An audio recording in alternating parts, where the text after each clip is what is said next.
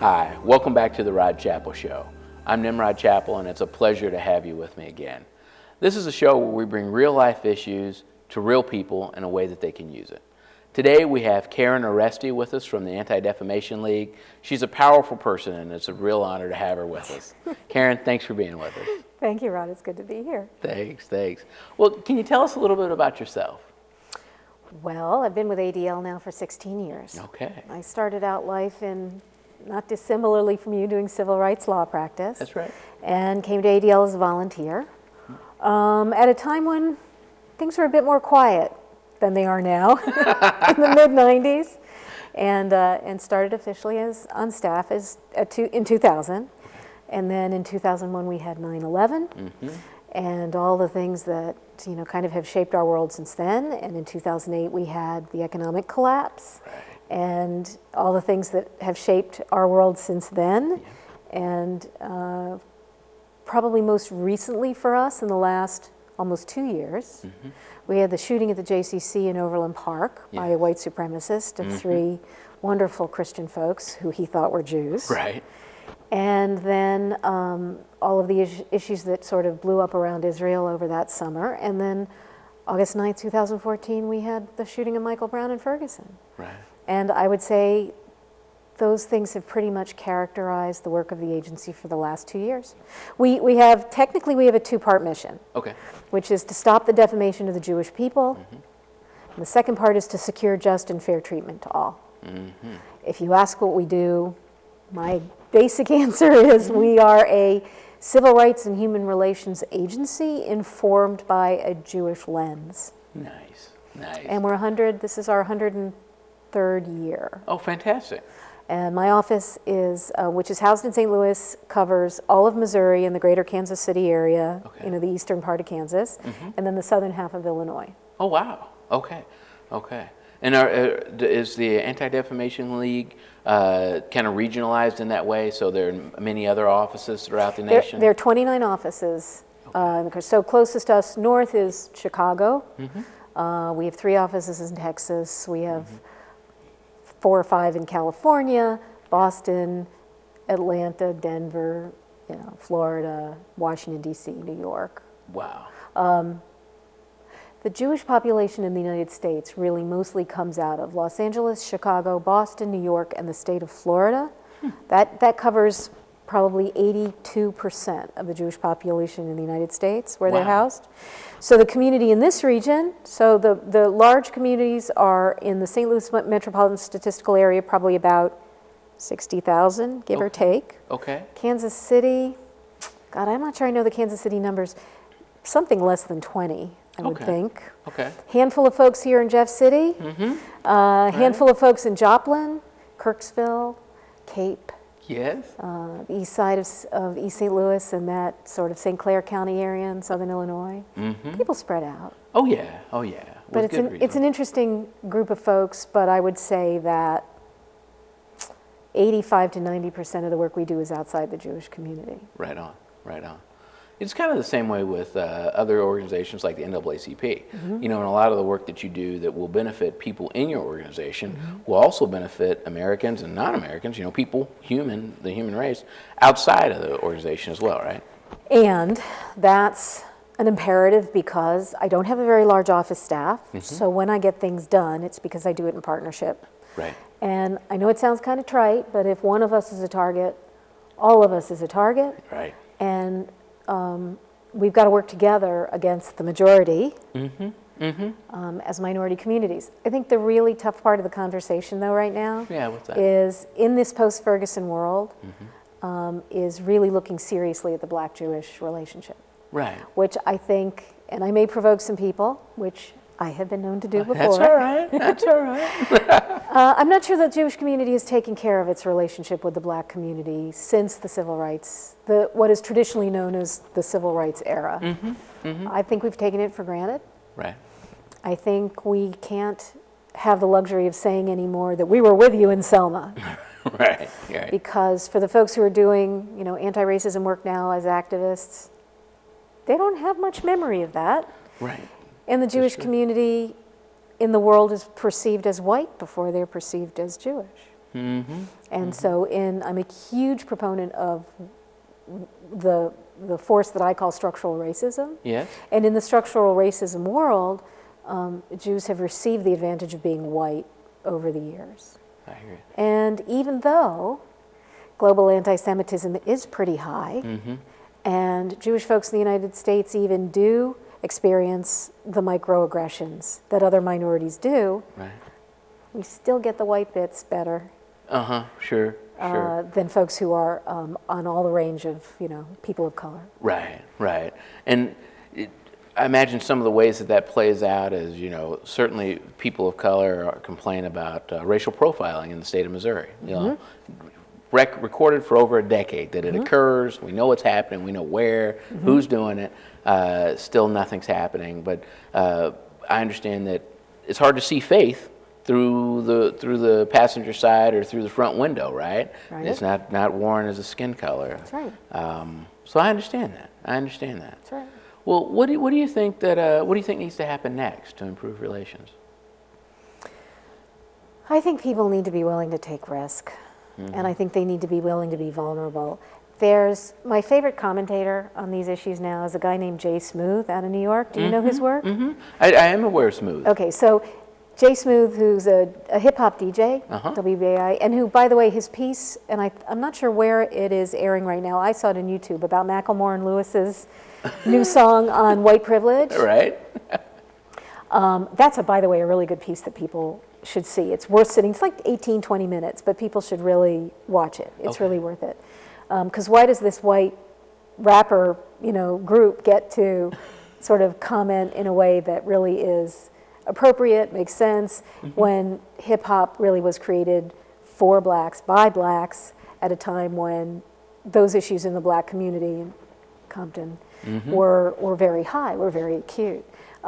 I think we need to get vulnerable about talking about race. I think we need to get learned about talking about race. Yes. I think we need to talk about race. And so what Jay Smooth says is, we need to change the paradigm. Okay. Okay, so he says the paradigm is one of tonsillectomy. Huh. People say, I saw that movie Crash in 2005. I had my prejudice out. I'm good. Like, you have your tonsillectomy. You don't have your tonsils anymore. I got better. I get it. You do the diversity training at work. Sure. I did it. Check. I'm done. I'm good. For a year. Thanks. No, in some cases, I'm good, period. Right? And he says what we need to do is we need to change it to the dental hygiene model, which is that, look, sometimes we get spinach stuck between our teeth. Right. Does it mean we are bad people about how we take care of our teeth? No. It means that if one of our friends is really nice, they'll say, you have spinach in your teeth. And if not, or we'll go floss in the bathroom after lunch, and we'll brush our teeth at night and during the day, and we'll go to the dentist, and we'll do the things that continue to help us be good when it comes to dental hygiene. Right. And we won't automatically point the finger and say, that person had spinach in their teeth once, they're bad. Right. And then we'll be a little less defensive and a little more willing to say, okay, I had spinach between my teeth, but I fixed it, and I'm going to look the next time, can you help me make sure, would you be promised to tell me if there's something there? Right. Be an ally, be a friend. Yes. And the country hasn't figured out how to do that. So you've got all these white people who really do believe that they're not biased, and they want to be earnest, and they want to be able to say, I have black friends, without that sounding like the punchline of a bad joke. Right? And yet, they're not given the chance to do it, and we need to help them get there. So we need to change policies that start addressing this in early childhood programs and in K through 12, so that by the time our young people start to become mature, aware, engaged adults, they're not so afraid of the conversation. Right. And we do have a difference in the younger generation. Do they have greater capacity? They do, because they've grown up at a time when things have been better. Right. But is the insidious aspect of structural racism a huge part of what creates the inequities in the world? And was Ferguson just about policing? No, Ferguson was about so much more. Absolutely. But I'm worried that there really isn't the energy and the willingness to take the risk to look at some of those broader policies, education, housing, economic development, municipal governance, all those things, to really move the needle in a positive way. So that's what concerns me. So if I think of what are the things we can do, those are the things we need to work on. Public policies, internalized practices, and the way in which we look at our own personal bias. And then maybe we'll get a little better. Right. But if we just continue, it's not a diet. We're not going to lose our 10 pounds of prejudice and never have to diet again. I love the metaphors. It's a lifestyle change. Right. Yes, absolutely. Absolutely. So that's where I am. Well, and before we talk more about risk, talk to me about structural racism, what that is. Help share that concept. So I learned from a study that was brought out by the Aspen Institute in 2000. The author was a guy named Keith Lawrence, who I think actually is still with the Aspen Institute. The platform was what they called then their Roundtable on Children and Families. And his argument was that comprehensive community initiatives in any broad range of social justice or community lifting type projects were going to necessarily fail unless they put race on the table all the time. And that the nature of structural racism was contained in these three platforms: public policies, institutional practices, and personal bias. So what a lot of folks refer to as institutional racism is only a piece of the broader system of structural racism that the Aspen Institute study was referring to. So my example, the easiest one is in education. So the public policy would be taxpayer-based funding of public education. Not on its face racist. Right. Does it have a racially disparate impact? Absolutely, because you have, you know, very wealthy areas with huge tax bases who have more dollars per pupil to spend, and you have a lot of the urban core, which does not have the tax base, and therefore those schools get less. Right. Okay, so that's the first piece. The second piece in education would be, in the institutional area would be, and this was confirmed to me fairly recently by a high-level Department of Education staff person, that a lot of these now under-resourced schools don't have the capacity to attract high-quality teachers. They don't have the financial incentives in many instances because they're already cash-strapped. Sure. Right. So they use substitute teachers in the long run for their students. And substitute teachers are not bad people, but they're not necessarily highly qualified or certified in a unique area. Right. And they don't, is it racist? No. But does it have a disparate impact when it comes to these already challenged schools who have less dollars per pupil to spend? Oh, sure. Yeah. So that's the second piece. And then the third piece is teachers have bias. Whether they are black, white, religious, non-religious, Asian, Hispanic, gay, straight, doesn't matter. Right. Everybody has bias. So is the risk that students of different colors or different backgrounds will learn differently in the class because of the way teachers engage with them? Because they have these classic stereotypes like black students don't learn the same way, or Asian students are all smart. I always feel sorry for that one Asian kid in math class who sucks at math. Right. Right? Sure, right. Because if you think about it, society's created an expectation for this poor child that they're going to be working really hard, and when the kid may actually end up wanting to be an artist and not do math at all. Right. Right? So, so that child disappoints themselves. Their peers think they're not what they should be. Their teachers think differently. And all of those stereotypes around how students learn, the balance between boys and girls and science and the STEM, you know, all of that is well documented. Oh, yeah. And so we have to get at that teacher bias. It's not racism. Right. No. And you might say even it's not prejudice per se, but it's those inherent biases that we carry with us that we will unconsciously impact when we interact with people. So the work of structural racism really requires that these major aspects of things, which require real long-term commitment, potential real substantive change, as well as major public policy shifts, all come together when you do talk about race. Right. Intentionally all the time to create positive impact. Excellent. Will you join us for another segment? I'd be happy to. That'd be fantastic. Thanks for joining us on the Rod Chappell Show. We're learning about structural racism, its impact in our society, and when we come back, how we can change it.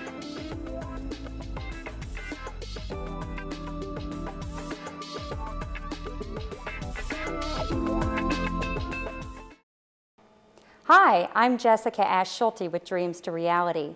Dreams to Reality is a not-for-profit agency in Jefferson City serving women across mid-Missouri. Our mission is to help low-income women meet their employment goals and build self-confidence by providing appropriate interview and business apparel, motivation, and follow-up support. We serve clients referred to us by many local agencies, and all services are free of charge. Not only do we provide appropriate interview and work attire for women seeking and retaining employment, but we also provide a more comprehensive personal image consultation to ensure clients are ready and confident as they strive to meet their employment goals. Dreams to Reality helps women enhance their potential to be gainfully employed and achieve self-sufficiency to support themselves and their families. For more information about our services or to see how you can support our mission, visit our website or like us on Facebook. Dreams to Reality is proud to be a United Way partner agency.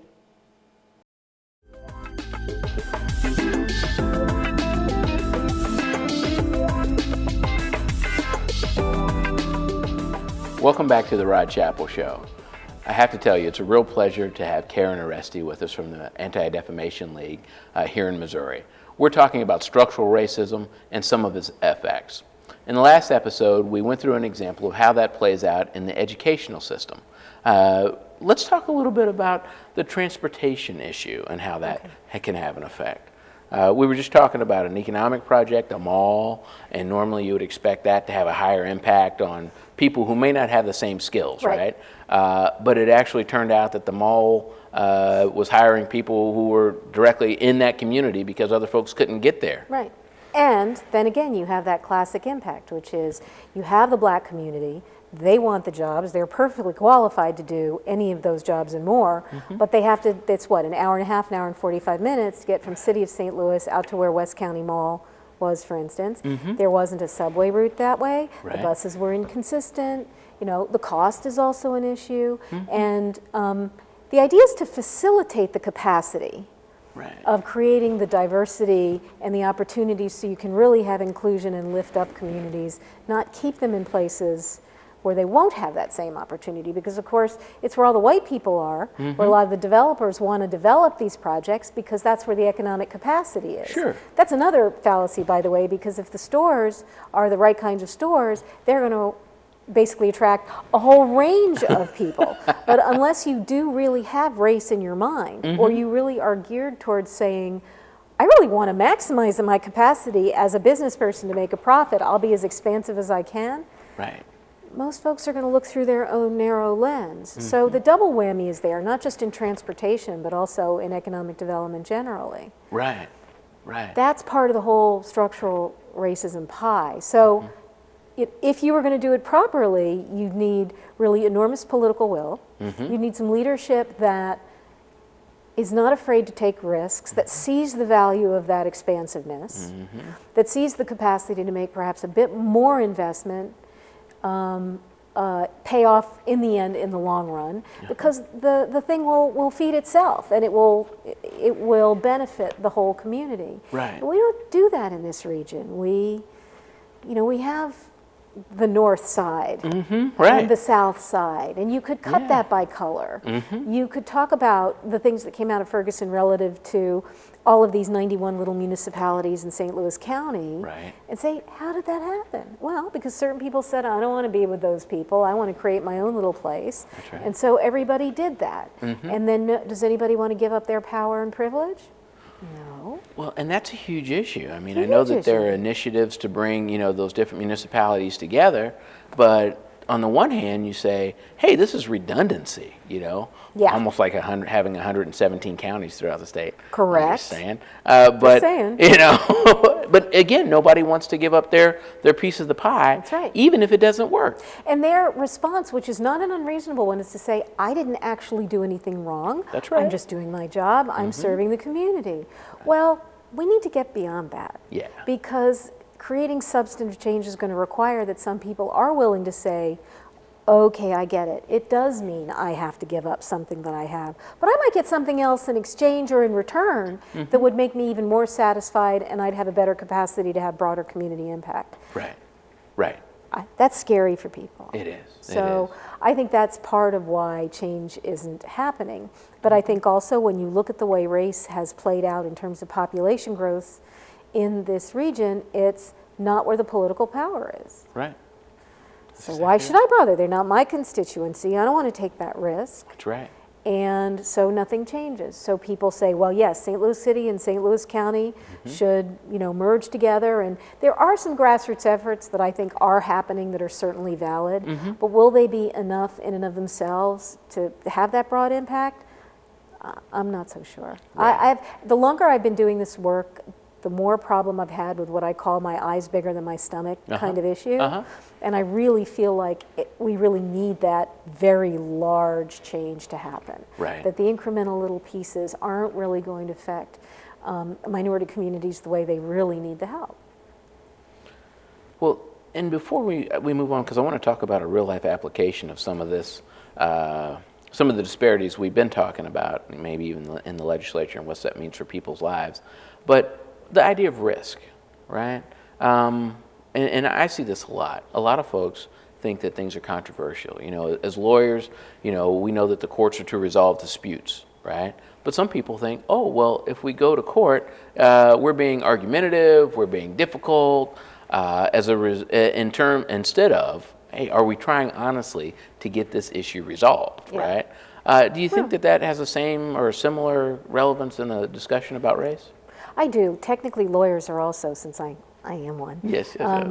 Even though my licenses have now been quite a long time. Well, we should get them back. No, I don't know if I'm ready for that. But when I was in practice, nobody was doing electronic filing, so I am officially a dinosaur. But the fact is, lawyers are also trained to see both sides. They have the capacity to do that sort of risk benefit analysis all the time. And you can be zealously advocating for your position, but at the same time, you realize that there's a way for the other side. I mean, the nature of settlement, as lawyers are trained, is kind of a natural thing. You settle, it means everybody walks away with something a little less than. Right. But the idea is you bring the controversy to a close and hopefully, again, lift up something positive in its wake.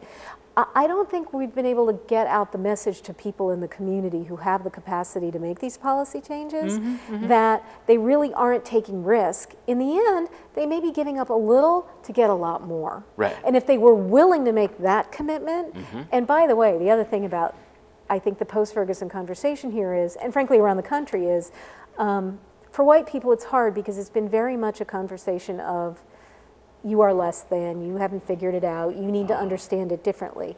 I think we need to be able to let people know that in the whole dental hygiene paradigm of spinach between your teeth, that it doesn't mean you're a bad person. It just means you're learning. Well, sure. And so if we go on learning together and we can do these things positively and optimistically, maybe we get more people to come in and say, okay, I'm willing to learn because in the end I know there's something that's going to come back to me in the long run, and I want to have that benefit to pay it forward, as it were. Well, sure. So I think risk, but again, it's a presidential election year, and I have heard, I've come also to Jeff City to spend some time in the Capitol, and I've heard consistently over the last couple of months that nothing is going to happen this session because nobody's going to make any commitment to do anything that might risk their position within an election, within a party, within a precinct, within a county, whatever it is. Maybe that's true. I don't know. It's early on in the session. But I'd almost be fine with nothing happening. I think some people would. Yeah. Be fine with nothing. I'm worried that some bad things are going to happen. I think that's not unreasonable. We've got a photo ID that's rolling through where they want to show you that there's a problem with fraudulent voting. One case in the state's history, in recent history. There are a lot of, from the Jewish community perspective, there are a number of bills informed by faith that make it difficult for us to accept because there really can't be only one faith-based way of doing things as a matter of policy in Missouri, but a lot of times legislatively that's the way it comes up. I mentioned to you earlier that I'm here because House Bill 2239 is seeking to mark the licenses, driver's licenses of non-citizens with some sort of mark or notation or emblem, and in my mind I think the Holocaust, the Third Reich, and yellow stars worn by Jews that eventually dehumanize them. If you, as a Missouri legislator, want to sincerely fix the immigration problem, I'm all for it. And if your issues have to do with the state should have control over the feds, that's a debate. If you want to talk about economic development issues and workforce development, that's a debate. You want to talk about safe havens and sanctuary cities, that's all a debate. But does putting a mark on somebody's license do anything to be a substantive part of that debate? Not a bit. All it does is create fear and potential bias and discrimination and harm. Isn't it something how these driver's licenses are such an issue? I mean, on the one hand, you know, HB 2239 wants to tell whether you're now, is it a citizen or whether you're here illegally? Non-citizen. Not for non-citizen. And you might be here, you might actually be here illegally. You might also be in a status waiting for a determination on an asylum petition, or you're a long-term student, or maybe you're a very high-level academic invited by a local university to visit for a couple of years, and you know you're in status in a different way. Why should you carry around something that marks you as being another? Right. And what does that mean anyway? What would we do with that? We wouldn't actually do anything except use it to treat people badly. Yeah. Yeah. And that's not the point of legislating for the common good. No, no. Short-sighted at best. I may be naive when I say that. Oh, and mean. Right. At worst, just mean. Right, right.